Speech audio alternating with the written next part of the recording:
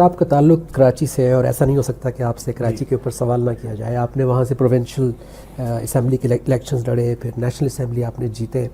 تو سر میں بھی کراچی میں رہتا ہوں, تو یہ احساس مجھے ہمیشہ رہا کراچی میں, جتنا عرصہ بھی میں رہا ہوں, آپ تو بہت پہلے سے رہ رہے تھے وہاں پہ, کہ جیسے اس شہر کا کوئی ولی وارث نہیں ہے. حالانکہ بہت ساری حکومتیں, کسی ایک حکومت کی بات نہیں کر رہا میں سر, لیکن یہ کیوں احساس رہا کہ وہ بیسکس جو تھے, پانی, لا اینڈ آرڈر, بجلی, روڈز, جابز, میرٹ, سب سے زیادہ پیسہ بنانے والا, وہ ڈیولپمنٹ نظر نہیں آئی جو آپ کو دنیا کے بڑے شہروں کے اندر, ملکوں کے اندر نظر آتی ہے. کیا ہوا ہے سر کراچی؟ اس کی بنیاد صرف کراچی کیا ہے سر؟ کراچی صرف کراچی کی سٹوری نہیں ہے. جتنی بڑی تجوری اتنا بڑا ڈاکہ, جتنی بڑی تجوری اتنا بڑا ڈاکہ پاکستان کے اندر لگا ہے. اچھا, لہٰذا سب سے بڑی تجوری کراچی سے نا, سب سے بڑا ڈاکہ کراچی پر لگا. باقی اگر 70% وہاں سے ٹیکس آتا تھا تو 70% ڈاکہ وہاں پڑا, 30% یہاں آتا تھا تو 30% پر ڈاکہ یہاں پڑا. سب سے بڑا ڈاکہ زمین پر ہے, زمینوں کی چوری, جائیدادوں کی چوری. یعنی جب تک انسان مٹی میں نہیں مل جاتا اس کو زمین کی لالچ ہے. اس کو سکون جبھی ملتا ہے جب وہ مٹی کے اندر مل جاتا ہے. جب تک مٹی کے اندر نہیں ملتا تو آپ یہ دیکھیے کہ جائیداد جمع کرنا, پراپرٹی خریدنا, انٹرنیشنلی پیسہ باہر لے جانا, وہاں جائیدادیں خریدنا. تو پاکستان کے ساتھ بھی اتنا ہی بڑا ڈاکہ پڑا, مگر کراچی کے ساتھ کیوں بڑا پڑا؟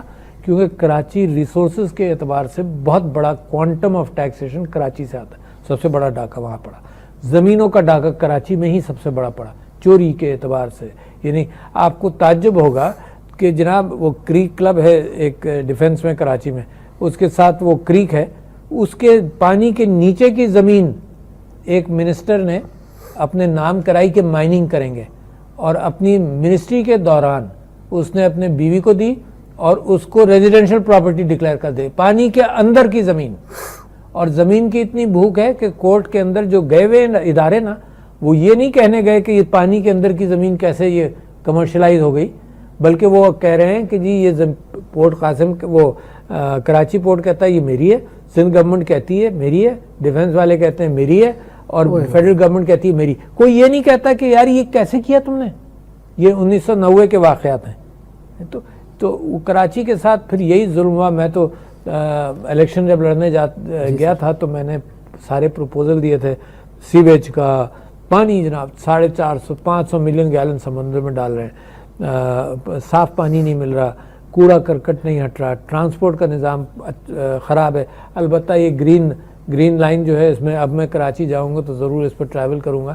بڑی اچھی, میں یہاں پر میٹرو میں ٹریول تو کر چکا ہوں, بڑی اچھی. کرپشن تو ہر جگہ ہوئی, لیکن پھر لاہور جائیں تو ایک آؤٹ لک اچھی نظر آتی ہے. مائٹ بی رانگ, بٹ لگتا ہے کہ کچھ بیسکس روڈز یہ وہ تھوڑا سا ایک نظام نظر آتا ہے سر.